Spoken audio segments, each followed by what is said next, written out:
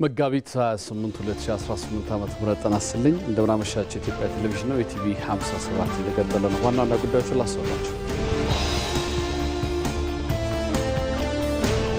ኢትዮጵያ በዲጂታል ፋይናንሲንግ ዘርፍ ባለፉት ዓመታት ከፍተኛ ለውጥ እያስመዘገበች ነው። ለውጡ የፋይናንስ አካታችነትን በማሳደግ ረገድም አስተዋጽኦ የጎላ ሆኗል።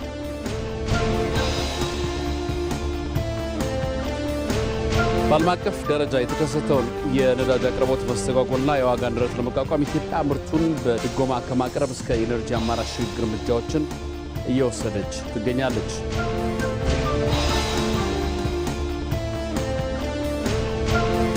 ለሰባተኛው ጠቅላላ ምርጫ ተወዳዳሪ ፓርቲዎች የሴቶችን ተሳትፎና ተጠቃሚነት ማሳደግ የሚችል የፖሊሲ አማራጫቸውን በግልጽ ሊያሳውቁ ይገባል። ከዜናዎቹ ጋር አንተነህ ደግፌ ነኝ። አብራችን ቆዩ።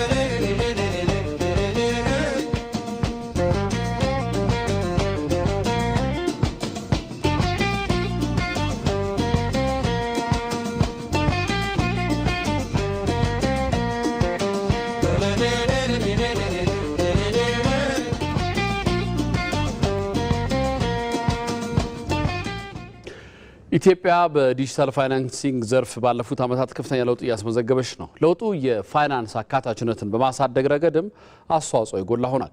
ለመሆኑ የዲጂታል ፋይናንስ አገልግሎት ምን ደረጃ ላይ ይገኛል? ለነገስ ምን ተስፋ አለ? ቀጣዩ የሮዛ መኮንን ዘገባ ምላሽ አለው። በእጃችሁ ላይ ያለው ስማርት ስልክ ለእናንተ ምንድን ነው? የመገናኛ መሳሪያ ወይስ የማህበራዊ ሚዲያ ማሰሻ? መልሱን ለእናንተ ልትወው። ለኢትዮጵያ ግን ይህ ስልክ የነገው ብልጽግና ቁልፍ ነው። እስኪ ያስቡት፣ አንድ አርሶ አደር ምርቱን ለመሸጥ ደላላ ደጅ ሳይጠና ካለበት ሳይነቃነቅ በሰከንዶች ውስጥ ብቻ ግብይት ሲፈጽም፣ በሚሊዮኖች የሚቆጠሩና ከባንክ ስርዓት ውጭ የነበሩ ዜጎች በአንዲት ሲም ካርድ ብቻ የፋይናንስ ስርዓቱን ሲቀላቀሉ፣ ይህ ምናባዊ ታሪክ አይደለም።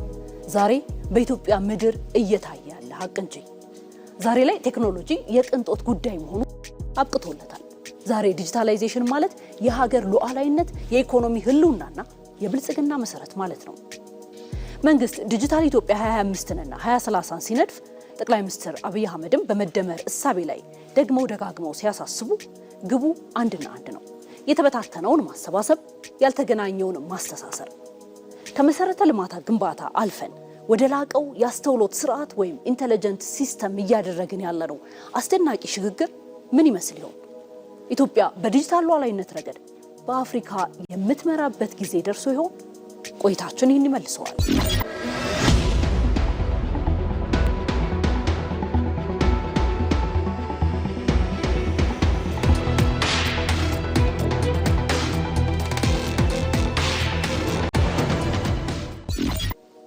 ወደ ኋላ መለስ ብለን የጥቂት ዓመታት ታሪካችንን ስንቃኝ የኢትዮጵያ ኢኮኖሚያዊ መስተጋብር እጅግ አድካሚ በሆነ የግብይትና የአሰራር ወጪ የተተበተበ ነበር። አንድ ነጋዴ ክፍያ ለመፈጸም፣ አንድ ዜጋ የመንግስት አገልግሎት ለማግኘት አሊያም አንድ አርሶ አደር ማዳበሪያ ለመግዛት ረጅም ርቀት መጓዝን፣ ወረፋ መጠበቅንና ውድ ጊዜያቸውን ማባከን ግድ ይል ነበር። ከዚህም በላይ በሚሊዮን የሚቆጠሩ ዜጎች ከዘመናዊ የፋይናንስ ስርዓት የተገለሉ ነበሩ። በዚህ ማዕቀፍ ውስጥ ነው እንግዲህ የመደመር እሳቤ እንደ ትልቅ ኢኮኖሚያዊና ማህበራዊ አብዮት ሆኖ ብቅ ያለው። ጠቅላይ ሚኒስትር ዶክተር አብይ አህመድ በመደመር እሳቤያቸው አጥብቀው እንደሚሞግቱት የእድገታችን መሰረት ያለውን አቅም አሟጦ መጠቀም፣ የተበታተነውን ማሰባሰብና ያልተገናኘውን ማስተሳሰር ላይ ነው የሚገኘው። ይህ ፍልስፍና በዲጂታል ኢኮኖሚው ዘርፍ በሚገባ እየተገበረ ይገኛል። ዜጎችን ከመሃል ከተማ እስከ ገጠር ቀበሌ በቴክኖሎጂ በማስተሳሰር አንድ ወጥ የሆነ የኢኮኖሚና የመረጃ ፍሰት እንዲኖር እያስቻለም ነው።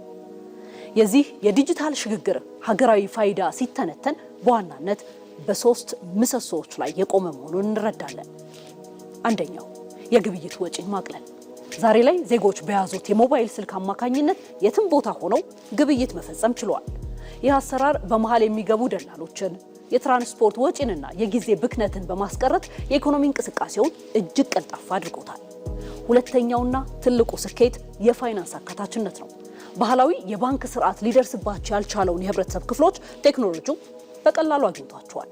የቴሌብርና መሰል ዲጂታል ክፍያ ስርዓቶች መዘርጋት የፋይናንስ ተቋማት ደርሰውባቸው ለማያውቁ አርሶ አደሮች፣ አርብቶ አደሮችና አነስተኛ ነጋዴዎች የቁጠባና የብድር በሮችን በሰፊው ከፍቶላቸዋል።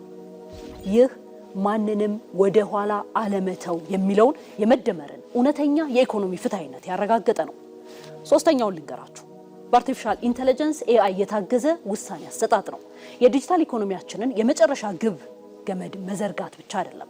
በሚሊዮኖች የሚቆጠሩ ዜጎች በዲጂታል ስርዓት ውስጥ ሲገበያዩ የሚያመነጩትን ግዙፍ መረጃ በመጠቀም መንግስት በኤአይ የታገዘ ፈጣንና ትክክለኛ የፖሊሲ ውሳኔዎችን እንዲያሳልፍ እያስቻለው ነው። ብልሹ አሰራርን በስልተ ቀመር አልጎሪዝም በመቆጣጠር ቀልጣፋ አገልግሎት ለማስፈን ትልቅ መደላድል ተፈጥሯል። ይህ ሁሉ ስኬት በአየር ላይ የተንጠለጠለ አይደለም፣ ጠንካራ ማገር አለው። ይኸውም ፋይዳ ብሔራዊ ዲጂታል መታወቂያ ስርዓት ነው። ፋይዳ አድካሚ የነበረውን የማንነት ማረጋገጫ ሂደት በማስቀረት የባንክ ሂሳብ ለመክፈትም ሆነ የመንግስት አገልግሎትን ለማግኘት እንደ ዋና ቁልፍ እያገለገለ ይገኛል። ይህም ሌላው ዜጎች ሳይገለሉ ወደ አንድ የኢኮኖሚ ስርዓት የመምጣቱ መርህ ማሳያ ነው። ከዚሁ ጋር ተያይዞ የቴሌብር፣ የኤምፔሳና የባንኮች የሞባይል መተግበሪያዎች መስፋፋት ኢትዮጵያን የጥሬ ገንዘብ አልባ ወደሆነ ማህበረሰብ እየለወጣት ነው። የፋይዳ መታወቂያ ከባንኮች ጋር መደመሩ፣ ባንኮች ከቴሌኮም ጋር መዋሃዳቸው እንዲሁም የመንግስት አገልግሎቶች ወደ ኦንላይን መምጣታቸው የተቀናጀ ዲጂታል ስነ ምህዳር ወይም ዲጂታል ኢኮሲስተምን ፈጥሯል። 40 ሚሊዮን ኢትዮጵያውያን የፋይዳ መታወቂያ ባለቤት መሆናቸው ዲጂታላይዜሽንን አፋጥኖታል። እነዚህ እውነታዎች በመረጃ ስንመዝናቸው ደግሞ ግስጋሴው አስደናቂ ነው። የቴሌኮም አገልግሎት ተጠቃሚዎች ቁጥር ከ37.9 ሚሊዮን ወደ 87.9 ሚሊዮን አሻቅቧል። ይህ ቀላል የሚመስል ቁጥር ከ15 በላይ የአውሮፓ ሀገራትን ኮታ 100% ይሸፍናል። የቴሌኮም መሰረተ ልማት የህዝብ ተደራሽነት 99.8% ደርሷል። 99.8% የህዝብ ተደራሽነት ሲባል የቴሌኮም ኔትወርክ ወይም ማማዎችና መሰረተ ልማቶች 99.8% የሚሆነው የኢትዮጵያ ህዝብ ወደሚኖርበት ቄና መንደር ደርሷል ማለት ነው። በሌላ አነጋገር የኢንተርኔት ተጠቃሚዎች ቁጥርስ ከ51 ሚሊዮን በላይ ተሻግሯል። የዘርፉ ጠቅላላ ገቢ ከነበረበት 37 ቢሊዮን ብር በከፍተኛ ሁኔታ በማደግ ከ162 ቢሊዮን ብር በላይ ተመዝግቧል። በቀላሉ ቴሌብር 58.2 ሚሊዮን ተጠቃሚዎችን አፍርቶ ከ7 ትሪሊዮን በላይ የሚያወጣ ግዙፍ የገንዘብ ዝውውር ወይም ትራንዛክሽን ማስተናገድ ችሏል። የዲጂታል ቴክኖሎጂ መስፋፋት ሀገራችን እያመጣ ያለውን ለውጥ ጊዜያዊ ሳይሆን ጥልቅ መዋቅራዊ ለውጥ ስለመሆኑ ያስገነዝባል። ባንኮች፣ የቴሌኮም ኩባንያዎችና የፋይዳ ስርዓት የፈጠሩት ቅንጅት ሀገሪቱ ዓለም አቀፍ ተወዳዳሪ ለማድረግ የሚያስችል ስትራቴጂካዊ ሀብታችን ነው። የኢትዮጵያ ዲጂታል ኢኮኖሚ ሽግግር የተበታተነውን ደምሮ ዜጎችን ከዳር ወደ ማዕከል አምጥቶ ጠንካራ የብልጽግና መሰረት እየጣለ መሆኑን አስገንዝቧል። የፋይናንስ አካታችነትን ማረጋገጥና የግብይት ወጪዎችን ማቃለል የዚህ ምዕራፍ የመጀመሪያ ፍሬዎች ሲሆኑ በመደመር እሳቤ ላይ የቆመውና በዘመናዊ ቴክኖሎጂ የሚታገዘው ውሳኔ ሰጪነት የነገዋን በዲጂታል ኢኮኖሚ የበለጸገች ኢትዮጵያ ብሩህ ገጽታ አመላካች ነው። ኢትዮጵያ ባለፉት ጥቂት ዓመታት የተከተለችው ጠንካራ አካባቢ ጥበቃ ፖሊሲ የደን ሽፋን በማሳደግ አህጉሪቱ አዲስ ታሪክ እንድትጽፍም አድርጓታል። የአረንጓዴ አሻራ መርሃ ግብር በዜጎች ታላቅ ተሳትፎና ትኩረት መከወኑ የተፈጥሮ ሀብቶችን የመለሰም ሆኗል። መሐመድ አልቃድር በዚህ ጉዳይ ላይ ያጠናቀረው ዘገባ አለ። ዓመታትን ወደ ኋላ ስንመለስ ተራሮች በቁም የሞቱ መስለው ወንዞችና ምንጮችም ደርቀው ኢትዮጵያ ያላት የብዝሃ ሀብት ሕይወቷ ተመናምኖ ነበር። ዛሬ ግን ያ ምስል ተቀይሯል። ኢትዮጵያ በቢሊዮን የሚቆጠሩ ችግኞችን በመትከል የደን ሽፋኗን በከፍተኛ ፍጥነት እያሳደገች ትገኛለች። ትላንት በአፈር መሸርሸር የተጋጋጡ ኮረብታዎች ዛሬ በለምለሙ ካባ ተሸፍነዋል። ትላንት የደረቁ ምንጮች ዛሬ ዳግም ሕይወት ዘርተው ይፈሳሉ። ይህ ከትውልድ ጋር ለትውልድ የሚከወን አሻራ ኢትዮጵያ ባለፉት ጥቂት ዓመታት የተከተለችው ጠንካራ የአካባቢ ጥበቃ ፖሊሲ በአህጉር አፍሪካ ታይቶ የማይታወቅ አዲስ ምዕራፍን ከፍቶላታል። በሚሊዮን የሚቆጠሩ ዜጎች ጉልበታቸውን የገበሩበት ሕያው የአረንጓዴ አሻራ እንቅስቃሴ እንዲሁ የመጣ ለውጥ ሳይሆን በጠንካራ ህዝባዊ ተሳትፎ የተገኘ አረንጓዴ ድል ነው። የእኛን ግሪን ሌጋሲ ከሁሉ የገዘፈ ያደረገው 50 ቢሊዮን ችግኝ መትከላችን ብቻ ሳይሆን በሚሊዮን የሚቆጠር ህዝብ በገዛ ፈቃዱ ከፍተኛ ጥረት ያደረገ ህዝብና ሀገር በመሆኑም ጭምር ነው። እዚህ ጋር አንድ ሊሰመርበት የሚገባ አብይ ጉዳይ ቢኖር ለሁሉም ስራዎቻችን መደመር ያለው ፓወር ነው። ስንደመር ያለን ጉልበት፣ ስንደመር የሚሰማው ድምፅና የሚፈጠረው ኢፌክት ከፍተኛ መሆኑን ያሳያል። የአፈር መሸርሸር መቀነስ፣ የደን ሽፋን ማደግ፣ በቡና በሻይ በፍሩት የመጣው ተደምሮ በአፍሪካ ታላቁ ፕራክቲካሊ ለውጥ ያመጣ ስራ ተደርጎ ሊወሰድ ይችላል። በአረንጓዴ አሻራ የተገኘው የደን ሽፋንና የተተከሉ ችግኞች ቁጥር ተራ የስታትስቲክስ መረጃ ብቻ አይደለም፣ የኢትዮጵያ የህልውና ዋስትና ማረጋገጫ እንጂ። ኢትዮጵያ ትልቅ ሀገር ናት፣ ሰፊ ሀገር ናት። ነገር ግን የኢትዮጵያ የደን ሽፋን እኮ 4% የነበረበትን ጊዜ ማስታወስ እንችላለን ማለት ነው። አሁን የአረንጓዴ አሻራ ስራ እንቅስቃሴ በክቡር ጠቅላይ ሚኒስትራችን ኢኒሼቲቭ የተጀመረው ስራ እየተሰራ ባለበት ሂደት ውስጥ አሁን በፈረንጆቹ በ23 23.6% ደርሰናል ማለት ነው። እንግዲህ የታቀደው በ2030 እስከ 30% ለመድረስ። በአዲስ አበባና በሌሎች ከተሞች የተከናወነው የኮሪደር ልማት ስራዎች ነዋሪዎችን ከተፈጥሮ ጋር ዳግም እንዲገናኙ አድርጓል። ለዘመናት ቆሻሻ ይጣልባቸው የነበሩና ሽታቸው ያውክ የነበሩ የወንዝ ዳርቻዎች ዛሬ መልካቸው ተቀይሮ ለነዋሪዎች ማራኪ መዝናኛ ሆነዋል። የአረንጓዴ ስፍራዎች መስፋት የከተሞችን ሙቀት ከመቀነሱም በላይ ነዋሪዎች ንጹህ አየር የሚተነፍሱባቸው የከተማ ሳንባዎች ሆነው እያገለገሉ ይገኛሉ። ይህ የከተማ ውበትና የአረንጓዴ ልማት ጥምረት ኢትዮጵያ ዘመናዊነትን ከተፈጥሮ ጋር አዛምዳ ለመጓዝ የጀመረችው ጉዞ ማሳያ ነው። አካባቢ በመጠበቅ ሂደት ውስጥ የሚሰሩ የአረንጓዴ አሻራ እንዲሁም ደግሞ የኮሪደር ልማት፣ የወንዝ ዳርቻ ልማቶቻችን በጣም የሚያስፈልጉን እንቅስቃሴዎችና ስራዎች ናቸው። የአረንጓዴ አሻራ የችግኝ ተከላ ስራዎቻችን የአፈር መሸርሸርን የሚጠብቅ የሚከላከል ነው ማለት ነው። ይሄ የቅንጦት ጉዳይ አይደለም። አፈር እንደ አጠቃላይ የሀገር ልማት እድገት የሚመጣበት አንዱ ሚንስ እንደመሆኑ መጠን ከዚህ አንጻር መታየት ያለበት ጉዳይ ነው። ሁለተኛ የወንዞቻችንን ብክለት ይከላከላል ማለት ነው። በፈር በመሆን የወንዞች ብክለትን የሚከላከልበት ሁኔታ እንዳለም ማየት ይቻላል። ኢትዮጵያ በአረንጓዴ ልማት ረገድ ያስመዘገበችው ስኬት የደን ሽፋናውን አሳድጎታል። ይህ ደግሞ የጽናትና የስራ ውጤት ተደርጎም ተወስዷል። ይህ ድል ግን እዚህ ላይ አያበቃም። የደን ሽፋኑን ይበልጥ ለማሳደግ ብዝሃ ሕይወትን ለመጠበቅና የተፈጥሮ ሀብትን ለዘላቂ ልማት ለመዋል የሚደረገው ተጋድሎ ግን አሁንም ይቀጥላል። የመደመር መንግስት ተግባራዊ ያደረገው የልማት ትሩፋት መርሃ ግብር የኢትዮጵያን የምግብ ዋስትናን በማረጋገጥ ረገድ ከፍተኛ ሚና እየተወጣ ነው። መርሃ ግብሩ ምርታማነትን በማሳደግ የኢትዮጵያን የምግብ ሉዓላዊነት ጉዞ እያጠናከረም ይገኛል። አባዲ ወይናይ ተጨማሪ አለው። ኢትዮጵያ የምግብ ሉዓላዊነቷን ለማረጋገጥ ተግባራዊ እያደረገቻቸው ያሉ ኢኒሼቲቮች ምርታማነት እንዲጨምር አድርገዋል። በተለይም የመደመር መንግስት ወደ ስልጣን ከመጣ በኋላ ያስጀመረው የሌማት ትሩፋት መርሃ ግብር የኢትዮጵያን በምግብ ራስን የመቻል ጉዞ ያጠናከረ ሆኗል።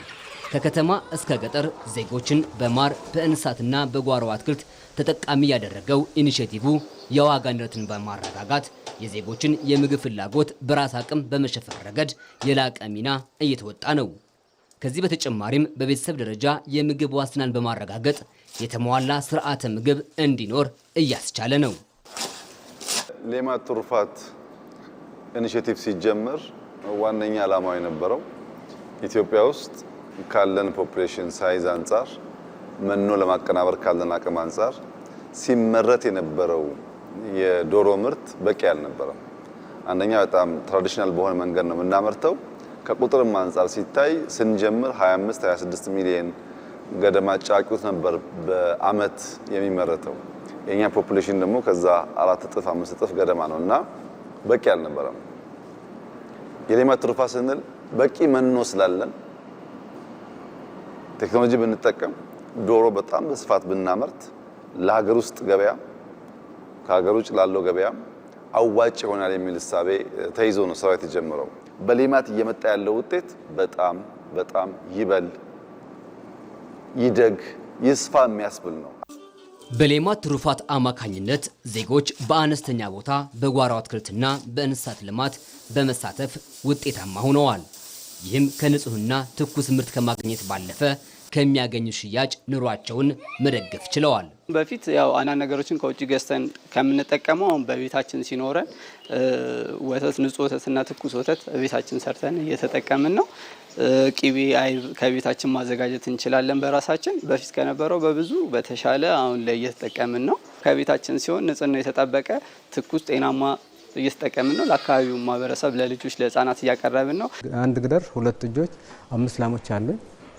በቃ ሙሉ በሙሉ መተዳደራችን ይሄ ያ እኛም ተጠቅመን ህብረተሰቡንም ጠቅመን በተመጣጣኝ ዋጋ እየሸጥን ዛሬ እዚህ ደረጃ ደርሰናል። ለቤት አሁን አስቤዛ በሚያስፈልገን ሰዓት ሰላጣ፣ ጎመን፣ ቆስጣ አንገዛም። ፍራፍሬዎችም አሉ። እኛ ሰርተን ቤተሰብ እናስተዳድርበታለን፣ እንተዳደርበታለን። የአካባቢው ህብረተሰብ ተጠቃሚ ነው። የመደመር መንግስት ተግባራዊ ያደረገው ይህ የሌማት ትሩፋት የወተት፣ የእንቁላል፣ የዶሮ ስጋ፣ የማር ምርት በእጅጉ ጨምሯል። ውጤቱም የሚታይ የሚጨበጥ ነው። የሌማት ትሩፋት ለኢትዮጵያ በጣም ጠቃሚ ነገር። የሌማት ትሩፋትን ጀምረን ማክሲመም አሟጠን መጠቀም የሚችለው ነገር ደርሰናል። በየቀበሌው በየከተማው ክላስተር ብለን ዶሮ ለማምረት ያልነው ጥረት እንቁላል ላይ ያመጣው ውጤት ተመልከቱ። ሌማት እንቁላል የዶሮ ስጋ ዋጋ እንዲቀንስ አድርጎ ተስፋ እያመጣ ነው። የማር ምርትን ብንመለከት ከ7 እጥፍ በላይ የኢትዮጵያ የማር ምርት አድጓል። በሀገር አቀፍ ደረጃ የሌማት ትሩፋት የምግብ ዋስትናን ከማረጋገጥ ባለፈ በስራ ዕድልና ለምርቶች ይወጣ የነበረውን የውጭ ምንዛሪ በማዳን ረገድ የላቀ ሚና እየተወጣ ነው።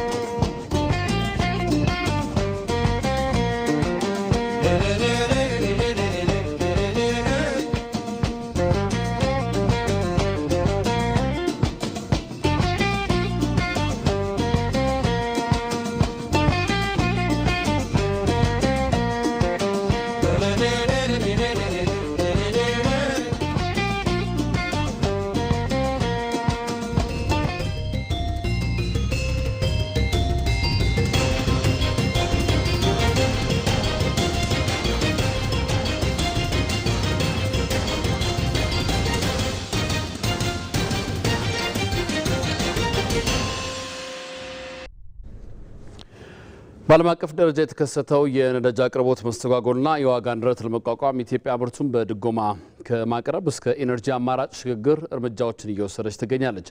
በኢትዮጵያ ነዳጅ ከአፍሪካ አማካይ ባነሰ ዋጋ እየቀረበም ነው። ኢትዮጵያ ለታዳሽ ኃይል አማራጭ ልማት የሰጠችው ትኩረት በረጅም ጊዜም ከነዳጅ ጥገኝነትም ያላቅቃታል። ጌታቸው ባልቻ ተጨማሪ አለው። በመካከለኛው ምስራቅ በተፈጠረው ውጥንቅጥ የዓለም ኢኮኖሚ ሞተር የሆነው ነዳጅ አቅርቦት ላይ ያጠላው ደመና አሁንም ድረስ አልገፈፈም። ዓለም አቀፉ ማህበረሰብም ግጭቱ ዲፕሎማሲያዊ መፍትሄ አግኝቶ የነዳጅ ገበያው እንዲረጋጋ በተስፋ እየተጠባበቀ ይገኛል። ዓለማችን በቀን ውስጥ ከሚያስፈልጋት ነዳጅ 20 በመቶ መተላለፊያ የሆነውና በኢራን አቅራቢያ የሚገኘው የሆርሙዝ ሰርጥ ዛሬም ድረስ ዝግ ነው። ይህ መዘጋት በነዳጅ ገበያው ላይ የዋጋ መናርን አስከትሏል። ጦርነቱ ከመጀመሩ በፊት $70 የነበረው የአንድ በርሜል ድፍድፍ ነዳጅ ዋጋ ዛሬ ላይ $100ን ተሻግሯል። ይህ አሃዝ በኢኮኖሚስቶች መዝገብ ላይ የሚነበብ ተራ ቁጥር ሳይሆን በቢሊዮን የሚቆጠሩ ሰዎችን የዕለት ተዕለት ሕይወት በቀጥታ የሚነካ ጉዳይ ሆኗል። በአፍሪካ ገበያ ላይ በአንድ ሳምንት ውስጥ ብቻ የነዳጅ ዋጋ በአማካይ የ13.5 በመቶ ጭማሪን አሳይቷል። በአህጉሪቱ የ1 ሊትር ነዳጅ አማካይ ዋጋ $1.17 ደርሷል። የጎረቤት ሀገራትን እውነታ ብንመለከት በኬንያ 1 ሊትር ነዳጅ $1.68፣ በጅቡቲ $1.59፣ በኤርትራ $1.63 እንዲሁም በሱዳን $1.3 ሆኖ ተመዝግቧል። እንደ ዚምባብዌና ሲሸልስ ባሉ ሀገራት ደግሞ ዋጋው እስከ $1.71 በማሻቀብ የዜጎችን ኑሮ እጅግ አክብዶታል። በዚህ ዓለም አቀፋዊና ቀጠናዊ ሁኔታ ውስጥ የኢትዮጵያ ሁኔታ የተለየ ሆኖ እናገኘዋለን። ኢትዮጵያ በሊትር $0.63 ብቻ በማስመዝገብ ከአፍሪካ አማካይ ዋጋ እጅግ ባነሰ ሁኔታ የዜጎችን ሸክም ስታቀል ትታያለች። ይህም ኢትዮጵያ ነዳጅ አምራች ካልሆኑ ሀገራት ተርታ ዝቅተኛው የነዳጅ ዋጋ ያለባት ሀገር እንድትሆን አድርጓታል። የዓለም ዋጋ የናረበት ሁኔታ ይስተዋላል። በአንድ በኩል አቅርቦቱ ችግር ነው፣ በሌላ በኩል ዋጋውን መናር ችግሩን ያወሳሰበበት ሁኔታ አለ። መንግስት የዜጎችን ኑሮና ኢኮኖሚያዊ እንቅስቃሴ ብሎም ማህበራዊ እንቅስቃሴ ላለመጉዳት ሲል በአሁኑ ጊዜ በነጭ ናፍጣ ላይ 95 ብር በ1 ሊትር በመደጎም እያቀረበ ይገኛል። በቤንዚን ላይ 42 ብር በ1 ሊትር በመደጎም ላይ ይገኛል። ይሁንና ኢትዮጵያ ነዳጅ አምራች ባለመሆኗ ሙሉ በሙሉ ከዚህ ዓለም አቀፍ ጫና ነፃ ልትሆን አትችልም። መንግስት የኢኮኖሚ ህልውናን ለማስጠበቅና የማክሮ ኢኮኖሚ መረጋጋትን ለማረጋገጥ ሚዛናዊ የዋጋ ማሻሻያዎችን እያደረገ ይገኛል። ባለሙያዎች እንደሚሉት ዓለም አቀፉን የነዳጅ ዋጋ 100 በመቶ ደጉሞ ማቅረብ የዋጋ ግሽበትን በማባባስና የልማት ፕሮጀክቶችን በማስተጓጎል ከፍተኛ ዋጋ ያስከፍላል። በመሆኑም አሁን እየተደረገ ያለው ማሻሻያ የገበያውን እውነታ ከህብረተሰቡ የመግዛት አቅም ጋር ያስታረቀ ስልታዊ እርምጃ ነው። የነዳጅ አቅርቦትን አስተማማኝነት ለማረጋገጥ በየዓመቱ ከ4.2 ቢሊዮን ዶላር በላይ የውጭ ምንዛሪ በመመደብ አስተማማኝ አቅርቦት እንዲኖር በከፍተኛ ውጤታማ በሆነ መልኩ የተሰራ የሚገኝ መሆኑ ይታወቃል። የተሟላ ማክሮ ኢኮኖሚ ማሻሻያ ካደረግን በኋላ ደግሞ በመቶ ቢሊዮኖች የሚቆጠር ድጎማ በነዳጅ ላይ በማድረግ ምንም እንኳን የምንዛሪ ለውጡ ተከትሎ የዓለም ነዳጅ ዋጋ ጋር ተገናኝቶ ዋጋው ደረጃ በደረጃ ወደ ማህበረሰብ መተላለፍ ያለበት ቢሆንም ወቅታዊ ጫና ከኢንፍሌሽን ጋር የተያያዙ ጫናዎች እንዳያመጣ በማሰብ በከፍተኛ ጥንቃቄ እየደጎምን ከምንገኛቸው ቁልፍ ምርት ነዳጅ ነው ዋነኛው። የነዳጅ ዋጋን ማስተዳደር የዛሬን ህመም የሚያስታግስ ቢሆንም ዘላቂው መፍትሄ ግን ከነዳጅ ጥገኝነት መላቀቅ መሆኑን ኢትዮጵያ ቀድማ ተረድታለች። በአሁኑ ወቅት 90 በመቶ የሚሆነውን የኃይል አቅርቦቷን የምታገኘው ከታዳሽ የውሃ ኃይል ነው። የታላቁ የኢትዮጵያ ህዳሴ ግድብ ማመንጨት መጀመር፣ የንፋስ የጂኦተርማልና የፀሐይ ኃይል ፕሮጀክቶች መፋጠን ኢትዮጵያን የአረንጓዴ ኃይል አምራች እያደረጋት ይገኛል። ከዚህ በተጨማሪ የነዳጅ ተሽከርካሪዎች ወደ ሀገር ውስጥ እንዳይገቡ የተጣለው እገዳ ለነዳጅ ቀውሱ አስቀድሞ የተሰጠ ስልታዊ ምላሽ ነው። ዛሬ የኢትዮጵያ መንገዶች የኤሌክትሪክ አውቶቡሶችና አውቶሞቢሎችን በብዛት እያስተናገዱ ይገኛሉ። ይህ ሽግግር ዜጎችን ከነዳጅ ማደያ ሰልፍና ከሚሻቅብ የትራንስፖርት ወጪ ነፃ የሚያወጣ ነው። በአጠቃላይ ዓለም በሆርሙዝ ሰርጥ መዘጋቱ ውጥረት በታወከችበት በዚህ ወቅት ኢትዮጵያ ቀውሱን በብልሃት እያስተዳደረች ወደ ዘላቂው የኃይል ሉዓላዊነት ጉዞዋን ቀጥላለች። ኢትዮጵያ በተባበሩት መንግስታት ድርጅት የሰብአዊ መብት ምክር ቤት ምክትል ፕሬዚዳንትነቷን በብቃት ተወጥታለች አለ የውጭ ጉዳይ ሚኒስቴር። 47 አባል ሀገራት ያሉት ምክር ቤቱ በ61ኛ መደበኛ ስብሰባው 38 ውሳኔዎችን ተላልፏል ብለዋል የውጭ ጉዳይ ሚኒስቴር ቃል አቀባይ አምባሳደር ነቢያት ጌታቸው። ኢትዮጵያ የተባበሩት መንግስታት ድርጅት ጄኔቫ ከሚገኘው የሰብአዊ መብት ኮሚሽን አባል ሀገር ናት። 61ኛው የሰብአዊ መብት ኮሚሽን ጉባኤን በምክትል ፕሬዚዳንትነት የማገልገል እድሉ አጋጥሟት ባለፈው ፌብሩዋሪ ወር ጀምሮ እስከ ማርች 31 ድረስ ምክትል ፕሬዚዳንት ሆና አገልግላለች። እንግዲህ ኢትዮጵያ በዚህ ቆይታዋ በተለይ በ61ኛው ጉባኤ ወቅት የተለያዩ ስራዎች አከናውናለች። በምክትል ፕሬዚዳንትነቷ ከነዚህ መካከልም የሚጠቀሰው በዋነኝነት 38 የሚሆኑ ዓለም አቀፍ የሰብአዊ መብት ጉዳዮችን የሚመለከቱ ውሳኔዎች የተላለፉበት ወቅት ነው። ኢትዮጵያ የሀገር ሉዓላዊነትን ጥያቄ ውስጥ የሚጥሉ ሀገር ተኮር ውሳኔዎችን በመርህ ደረጃ ስለማትደግፍ በጉባኤው ያሳለፈችው ውሳኔ ይህንንም ታሳቢ ያደረገ ነው። ለመካከለኛ ምስራቅ ውጥረት አፋጣኝ የተኩስ አቁም እንዲደረግና መፍትሄ እንዲፈለግ ኢትዮጵያ በጉባኤው ላይ ጥሪ ማቅረቧን ቃል አቀባዩ መናገራቸውን ይዘው ዘግበዋል።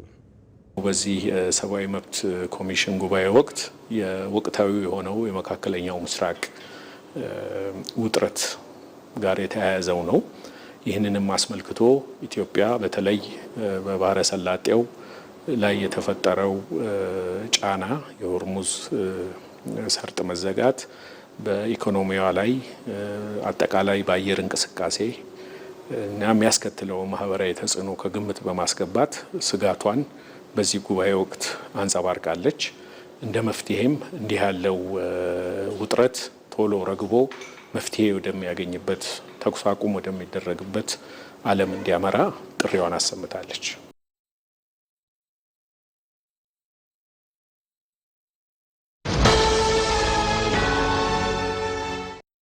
ለሁሉም እኩል የተሰጠ አንድ ጸጋ አለ። ጊዜ። የተሰጡትን በሚገባ የሚጠቀሙት ግን ጥቂቶች ናቸው። ዘመናዊነት ማለት ራስን ከዘመኑ ጋር ማራመድ እንጂ ሌላ አይደለም። የኢትዮጵያ ንግድ ባንክ 24 ሰዓት አገልግሎት የሚሰጥ ስማርት ቅርንጫፎችን ከፍቷል።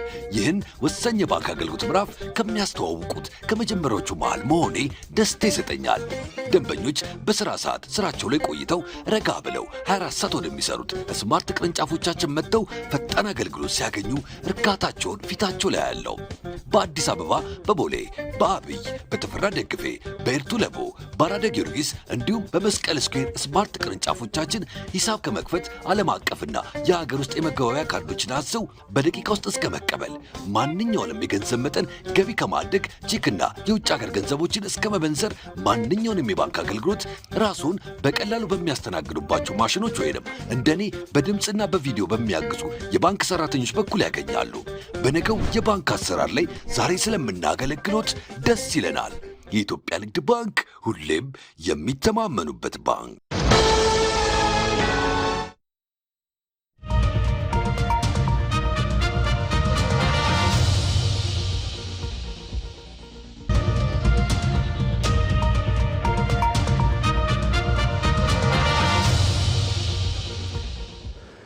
በመከታተል ላይ የምትገኙት ከኢትዮጵያ ቴሌቪዥን ኢቲቪ 57 ነው። ወደ ምርጫ ጉዳይ ላይ ወዳተከረው ዜናችን እናመራለን። በየጊዜው በሚካሄድ የምርጫ ሂደት ውስጥ የሴቶች ሚና ለዲሞክራሲያዊ ስርዓት መጠናከርና ለፖለቲካዊ ውሳኔዎች ሚዛናዊነት ወሳኝ ነው። ሴቶች እንደ አማራጭ ብቻ ሳይሆን እንደ አስፈጻሚና እጩ ተወዳዳሪ በንቃት መሳተፋቸውን የህዝቡን ግማሽ አካል ድምፅ በተገቢ መንገድ ለማንጸባረቅ ያስችላል። ዛህራ መሐመድ ተጨማሪ አላት። በምርጫ ሂደት ውስጥ የሴቶች ተሳትፎ የዲሞክራሲ ማዕከልና የፍትሐዊነት መለኪያ ነው። ሴቶች እንደ መራጭ ብቻ ሳይሆን እንደ እጩ ተወዳዳሪ የፖለቲካ አመራርና የምርጫ አስፈጻሚ በመሆን የሚጫወቱት ሚና የህብረተሰቡን ሁለንተናዊ ድምፅ ለማንጸባረቅ ወሳኝ ነው። የሰባተኛውን ምርጫ ለማካሄድ ብዙ ስራዎች እየተሰሩ ነው ያሉት። እዚህ ውስጥ በተለይም የህብረተሰባችን ግማሽና ከዛ በላይ የሆኑ ሴቶች ምርጫውን ስኬታማ ከማድረግ አንጻርም ይሁን በህገ መንግስታችን የተሰጠውን መብት ተጠቅመው የመምረጥ መብታቸውን እንዲያስከብሩ ለማድረግ እንደ ኦሮሚያ ሴቶችና ህጻናት ቢሮ ግንዛቤ ፈጠራ ላይ በስፋት ስንሰራ ነበረ።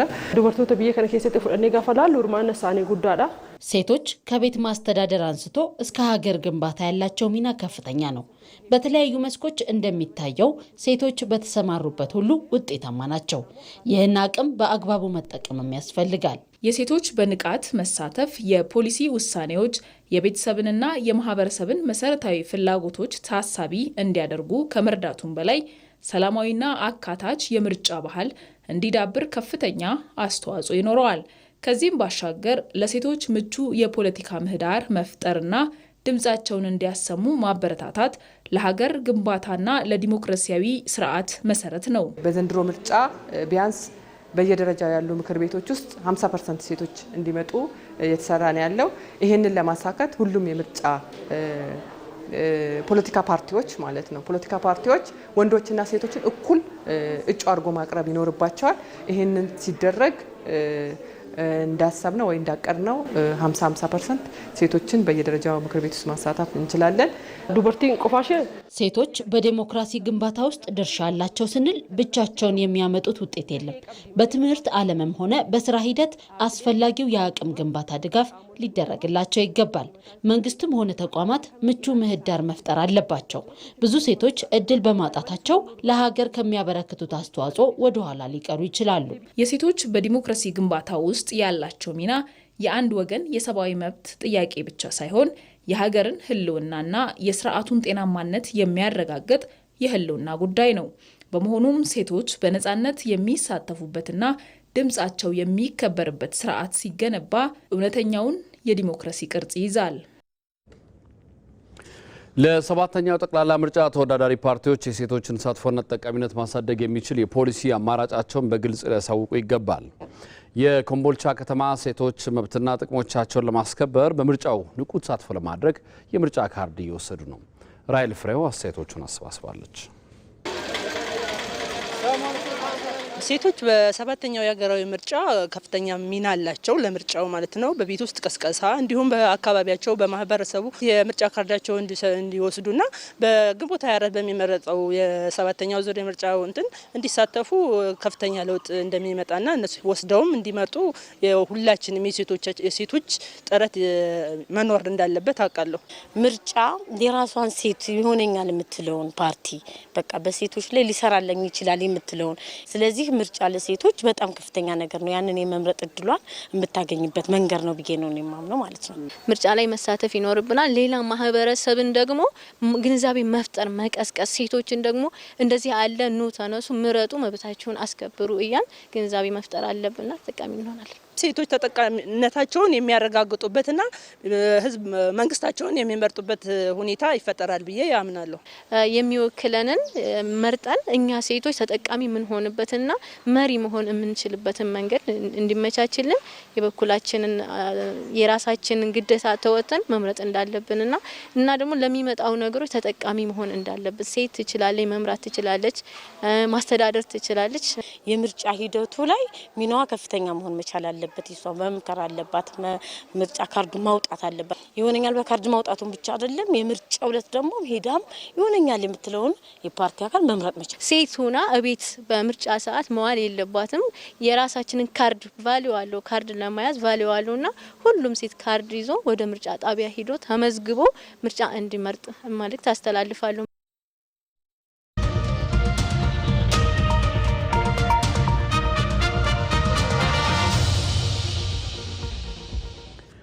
ህዝበ ክርስቲያኑ ሰሞነ ሕማማቱን ከጾም ጸሎትና ስግደት ጎን ለጎን የመደጋገፍና የመተሳሰብ ምግባርን በመፈጸም ሊያሳልፍ እንደሚገባ ተጠየቀ። በክርስትና እምነት ተከታዩ ዘንድ የኢየሱስ ክርስቶስ ሕማም የሚታሰብበት ሰሞነ ሕማማት በተለያዩ ሃይማኖታዊ ክዋኔዎችም እየታሰበ ነው። ሳሙኤል ወርቃየሁ ተጨማሪ አለው። የዐቢይ ጾም የመጨረሻው ሳምንት የሚገኙ ቀናት ሰሙነ ሕማማት በክርስትና እምነት ተከታዮች ዘንድ ትልቅ ቦታ ከሚሰጣቸው ቀናት መካከል ናቸው። በባህር ዳር ፈለገ ገነት ቅዱስ ጊዮርጊስ ካቴድራል መምህር የሆኑት መምህር ዮሴፍ ዳኘው ሰሙነ ሕማማት ኢየሱስ ክርስቶስ የሰው ልጅ ለማዳን ሲል የተቀበለውን መከራ የሚታሰቡበት ቀናት ናቸው ሲሉም ተናግረዋል። አዳም ሕግ ተሰጠው። የተሰጠውን ሕግ ከተወሰነ ዓመት በኋላ ሳተ ወይም ጣሰ። አንተ የምትድነው እኔ መስዋዕት ስሆን ነው፣ መስዋዕት የምሆነውም ያንተን ስጋ ለብሼ ነው፣ ያ ጊዜ ደግሞ 5500 ዘመን ሲያልቅ ነው ብሎ ቃል ገባለት። በዚህ ቃል መሰረት ነው እንግዲህ ጊዜው 5500 ዘመን ተፈጽሞ ያንን ለመፈጸም አጠቃሎ ይችን ሳምንቷን የ5500 ዘመን ማስታወሻ እንድትሆን አድርጎ መከራ ተቀብሎባታል።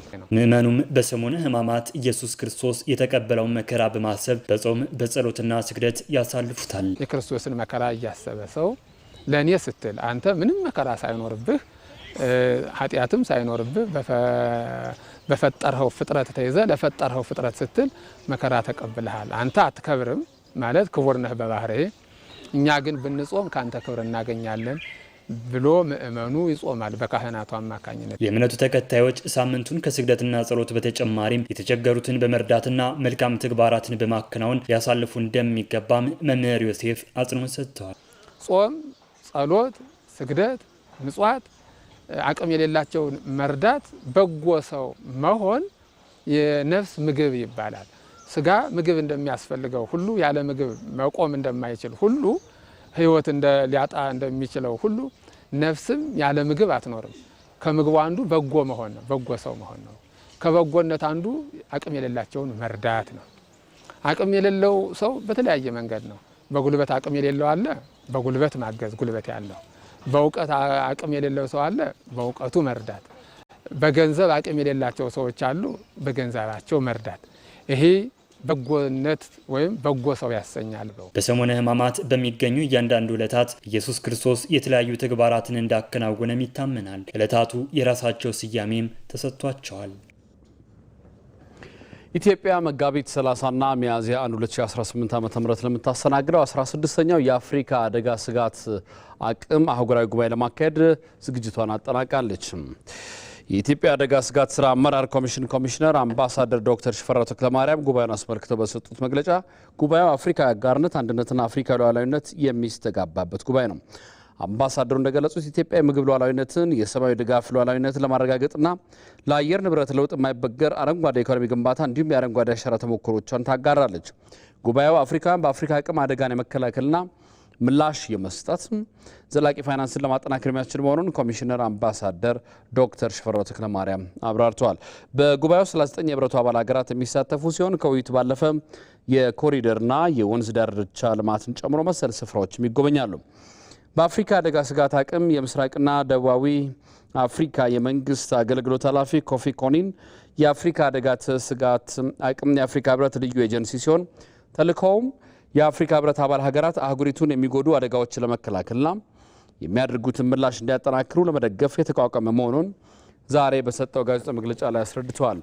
አደጋው የሚያሳድረው ተጽዕኖ በየቀኑ እየጨመረ መሆኑን እናውቃለን ያሉት ኃላፊውም ስለዚህ አፍሪካውያን ሀገራት በፋይናንስ ረገድ ራሳቸውን ችለው እንዲቀጥሉ የሚረዳውን የዚህን ተቋም አቅም ማጠናከር ተገቢነቱን አስምረውበታል። ድርጅቱ በሚገባ ለአባል ሀገራቱ አስፈላጊውን ድጋፍ መስጠት እንደሚኖርበት አስገንዝበዋል። ዘገባው የሪፖርተራችን ብሩክ ተስፋዬ ነው።